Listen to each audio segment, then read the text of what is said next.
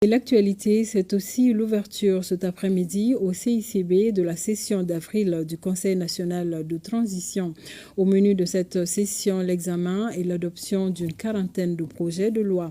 Le président de l'institution s'est dit optimiste quant au retour à l'ordre constitutionnel avant de saluer certaines décisions prises par le gouvernement.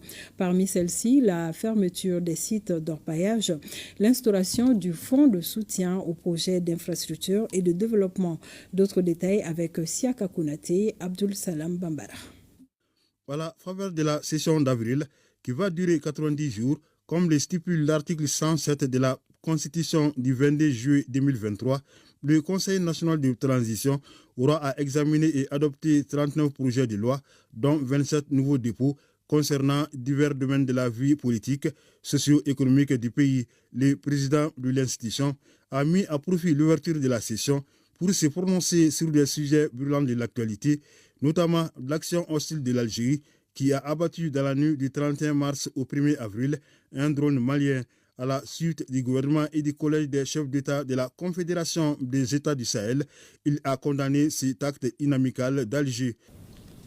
Le Conseil national de transition condamne avec la dernière rigueur cet acte hostile et inamical du régime algérien.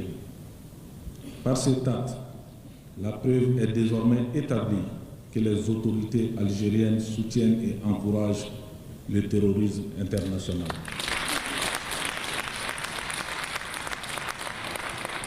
Nous exigeons que les autorités algériennes mettent immédiatement fin aux actions d'ingérence et de déstabilisation, qu'elles respectent les engagements bilatéraux et multilatéraux et qu'elles se joignent de manière constructive aux efforts régionaux pour la paix et la sécurité.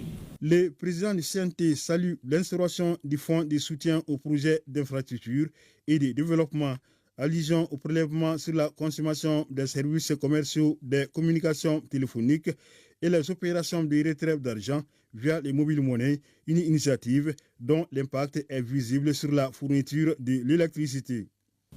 Cette initiative des autorités de la transition a permis d'améliorer considérablement la fourniture de l'électricité. Tout n'est pas encore parfait, mais véritablement, il y a des problèmes notables qu'il faut encourager. À cet effet, je salue le patriotisme des Maliennes et des Maliens qui ont accepté avec courage et sagesse ces taxations qui seront des palliatifs pour renforcer notre économie au-delà déclencher